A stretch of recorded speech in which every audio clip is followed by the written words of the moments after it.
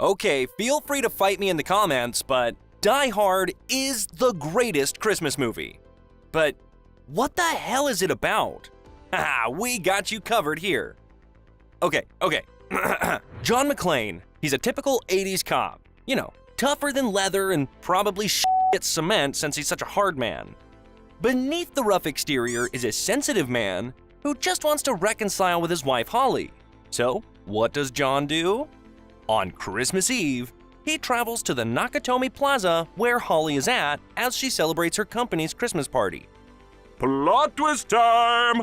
The radical Hans Gruber and his goons take the Nakatomi Plaza hostage, wanting to get to the building's millions in bonds stashed away in the vault.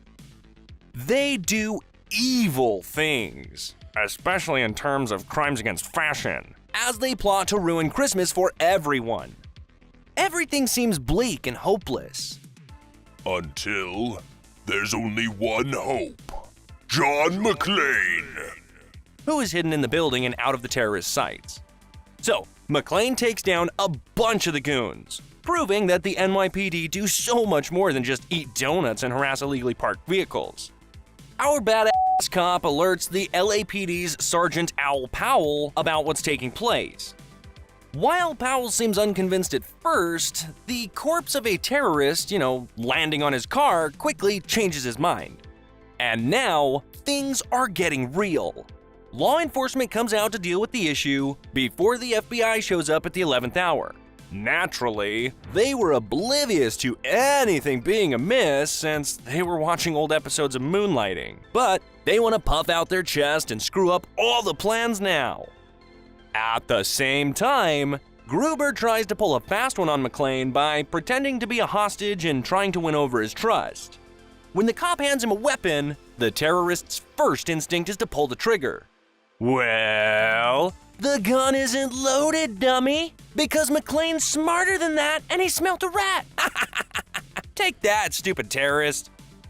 But the game is on now as the FBI negotiates with Gruber to organize him a helicopter. However, the baddie has his own nefarious plans to escape. He doesn't plan on letting any of the hostages live and wants to fake a few of his goons' deaths as they set sail for warmer weather. Like, obviously, how did no one see this coming? But good old McClane isn't taking any of this lying down. Even though he is one man, he works his way up the building to save his wife and Christmas.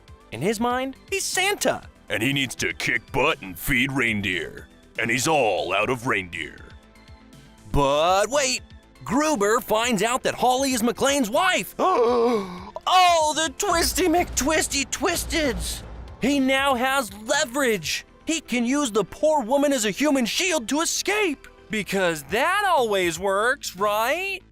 Well, if McClane was an accountant, maybe, but this enrages him further. He chases after the bad guy, but doesn't forget that there are other people involved as well. McClane then saves the hostages from an inevitable death as Gruber detonates part of his evil plan and sends the FBI's helicopters to Kingdom Come. After all the explosions, broken glass, and yippee-ki-yays, eventually Gruber and McClane have their showdown. Fearing for Holly's safety, McClane surrenders to Gruber and his goon.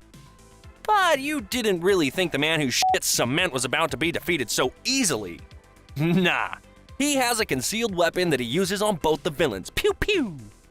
Like a horror monster, however, Gruber refuses to die.